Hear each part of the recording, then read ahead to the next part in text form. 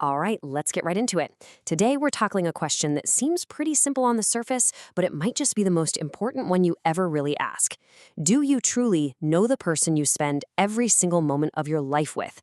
I mean, yourself. Think about that for a second. It's a wild thought, isn't it? We all just kind of assume that we know ourselves inside and out. But what if that person, the one you've been with since day one, is actually a total stranger you've never really been introduced to? Now, according to the original teaching of the Lord Buddha, this isn't just some late night philosophical question. This lack of self knowledge is actually called the most dangerous state a person can be in. Why? Because it's the hidden source of that constant nagging struggle that so many of us feel. So, why? Why don't we know ourselves? Well, the teaching says it's because we're caught in this powerful automatic loop. It's a cycle that's driven by two very basic feelings that are constantly yanking us in opposite directions. First up, you have dukkha. Now, you might have heard this Pali word translated as suffering, but it's so much bigger than that. It's everything from a tiny bit of irritation or stress all the way to deep, deep anguish. Basically, dukkha is any feeling we instinctively try to get away from. And of course, on the flip side, we've got sukha. This is the good stuff, right? The pleasure, the happiness, the feeling of comfort and ease. This is what we're always running towards, what we're trying to get more of, and what we desperately try to hold on to. And so our life becomes this endless reaction. We're in a frantic race away from dukkha and towards sukha. When you look at these words here, chasing, fleeing, clinging, rejecting, you start to see it, don't you? It's our life on autopilot, just being pushed and pulled around by our feelings without us even noticing half the time. But here's the catch, and it's a big one. By trying to live only in that happy sukha zone, we're basically trying to live only half of a life. We're shutting our eyes to 50% of reality. And that sets us up for a battle that's not only exhausting, it's completely unwinnable. Because here's the reality check. It is just impossible to feel happy 24/7. Both of these states, sukha and dukkha, are temporary.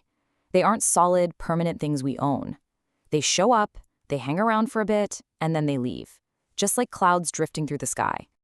Okay, so if chasing the good feelings and running from the bad ones is a game we can't win, what's the alternative? This is where the teaching offers a really radical shift in how we look at everything, a totally new way of seeing our own inner world. This right here is the turning point. The solution isn't to get better at controlling our feelings or to force ourselves to be happy all the time. The solution is to learn a simple but incredibly powerful skill, just observing them, watching them come and go without getting totally swept away. This is the huge shift from a life of just blindly reacting to everything to a life of what you could call mindful witnessing. It means we can actually learn to step back and watch the processes of our own body and mind from a place of calm, steady awareness. So how in the world do we actually do that? Well, this practice of mindful witnessing really has two parts. It focuses on, kind of deconstructing our experience into the two main things it's made of, the physical stuff and the mental stuff. And the method for this is a really straightforward two-step approach. First, we learn to just observe the body, which in the Pali language is called kaya. And then second, we learn to observe the mind, which is called chitta. So step one is observing the body. The practice here is to start seeing it not as me or my body, but just as a collection of natural processes. We can break it down into these fundamental qualities: the earth element for solidity, water for cohesion, fire for temperature, and wind for motion. When you see it this way, it helps loosen that tight grip of identity we have with our physical form. And why is that so important? Because it gets right to the heart of something called upadana. That's the Pali word for that deep, sticky clinging, that mental grasping that we all do. And upadana is the secret ingredient that turns a simple, neutral experience into our own personal suffering. Then there's step two. We turn our attention inward, to the mind, or chitta. The teaching suggests we place our attention right in the center of the chest and see our emotional world as a kind of energy there. Our only job is to watch.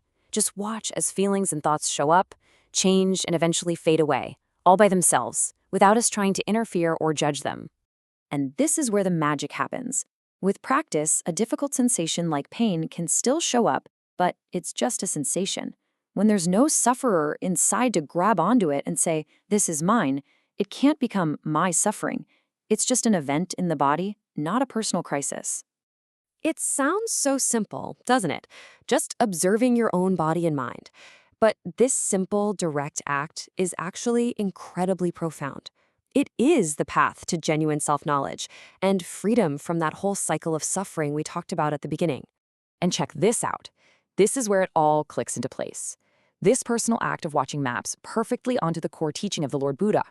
So when you just see a feeling as it is, you understand dukkha, or suffering. When you see your own automatic rejection of it, you see the cause of suffering. And when you witness it naturally fade away, you see the end of suffering, or nirodha. And the act of observing itself, well, that is the path, or magga.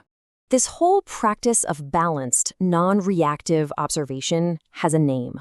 It's called the Majjhima Patipada, or the middle path. It's a way of living that skillfully steers between the two extremes of desperately chasing pleasure on one side and aggressively rejecting pain on the other. It's a path of learning about yourself directly, all the time. This right here is the ultimate freedom. Let's be really clear. The goal is not to somehow create a life where there's no pain. That's impossible.